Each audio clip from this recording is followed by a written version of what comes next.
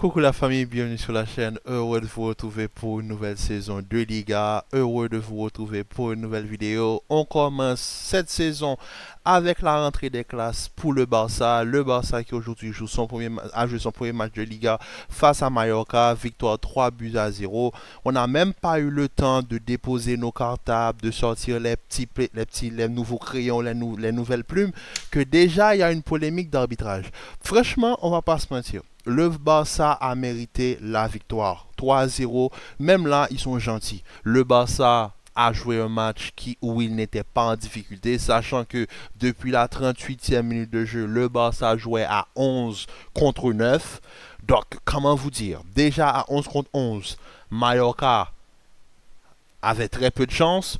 À 11 contre 9, il n'y avait pas grand-chose. Il n'y avait pas grand-chose que Mallorca pouvait faire, à part peut-être faire un exploit, mais même là, c'était pas possible. Parce que la manière dont Mallorca a attaqué cette rencontre, on voyait qu'ils n'étaient pas là-dedans. Ils n'étaient pas dedans et c'est malheureux parce que je pensais que pour un premier match de Liga, on allait quand même avoir droit à du beau spectacle.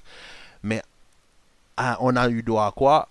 A encore un arbitrage de Liga jugé mauvais parce que aujourd'hui le Barça arrive à jouer à 11 contre 9 tandis que pour beaucoup le match aurait dû être joué à 10 contre 9 car il y a une faute qui n'a pas été sifflée du côté du Barça qui pourrait mériter un carton rouge, c'est-à-dire la faute de Rafinha. Mais suite à cela, il n'y a pas vraiment eu de scandale. Donc on ne va pas venir et polémiquer autour de l'arbitrage. L'arbitrage en Liga, depuis la saison dernière, elle est médiocre. Cette saison, on attaque, on voit, c'est la même chose. Donc il va falloir faire avec. Il va falloir faire avec le fait que les arbitres en Liga ne sont pas de qualité.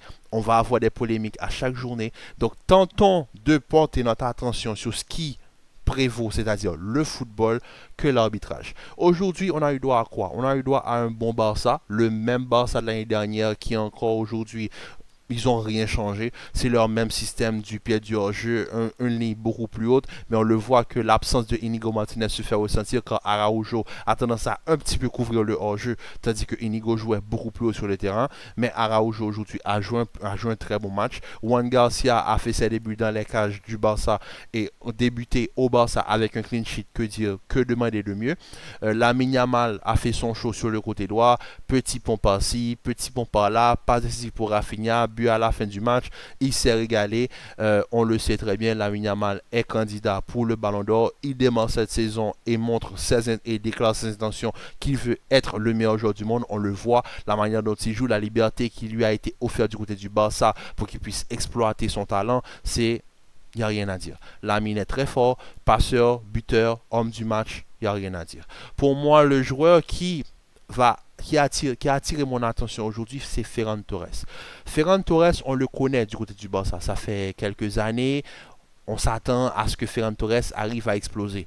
Il y a 2 ans de cela, Ferran était considéré comme étant un indésirable du côté du Barça. La saison dernière, sur Hansi Flick, on l'a vu suite aux blessures de Lewandowski, Ferran s'est installé petit à petit et a pu sortir son épingle du lot dans quelques petits matchs. Et là, je m'attendais à avoir un Ferran Torres qui était un petit peu à la traîne, mais non, pas du tout. Aujourd'hui, il a marqué un superbe but, la manière dont il récupère le ballon, la première intention de tirer vers les cages, ça c'est un Ferran Torres. C'est-à-dire qu'il est sur la même lancée que la dernière saison, et pour moi c'est une très bonne chose pour les fans du Barça. Avoir un Ferran Torres en confiance, ça va peut-être aider à Hansi Flick de quand je peux dire, varier son 11. Parce qu'on le sait, dès que Lewandowski sera de retour, Lewandowski sera le titulaire, mais Ferran Torres, pour moi, a sa carte à jouer dans ce 11 de départ. Parce que Ferran offre beaucoup plus de solutions qu'un Lewandowski qui est plus axé sur le but. Ferran Torres, lui, peut participer à la création du jeu. Non pas que Lewandowski ne participe pas à la création du jeu, mais Lewandowski commence à prendre de l'âge. Et si en Ferran Torres, on arrive à trouver le successeur de Lewandowski, pourquoi pas ne pas l'imposer petit à petit au fur et à mesure afin que ce soit lui le vrai et futur numéro 9 du Barça. En tout cas, suite à cela, moi, comme je l'ai dit, le Barça n'a pas changé grand-chose. Ils sont sur la même lancée, la même tactique, les mêmes choses. Pourquoi ils changeraient quelque chose, pourquoi ils innoveraient, tandis que la saison dernière, avec ce même système, ils ont dominé la Liga. Ils sont venus aujourd'hui, ils ont imposé leur jeu, Mallorca a souffert, ils ont pris 2 cartons rouges, le deuxième, Très bête, très bête, très bête, parce que Mouriki, avec toutes les années d'expérience que Mouriki a au niveau de la Liga et au niveau du football professionnel, il n'a pas le droit de lever son pied aussi haut, sachant que le gardien est déjà sorti. Mouriki, c'est pas l'attaquant le plus véloce, on le voit. Le ballon, tu peux pas atteindre le ballon. Même si tu as de longues jambes, c'était pas nécessaire. Tu prends un carton rouge, je vois l'entraîneur qui s'agace, le Mouriki qui n'accepte pas le carton rouge. Mais frère, ton pied était là dans le visage de Juan Garcia. En fait, j'ai pas compris la réaction de Mallorca. J'ai pas compris. Ils ont entamé un match comme s'ils étaient fatigués, cramés, tandis qu'on vient de commencer la saison. Ils sont énervés, nerveux. Mallorca, c'est déjà une équipe qui n'est pas facile à jouer, même quand ils sont dans leur bon jour. Et quand ils sont comme ça, c'est encore pire.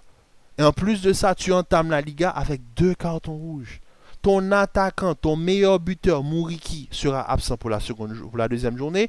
Et ton défenseur central aussi est absent pour la deuxième journée. Tu commences la Liga avec un handicap.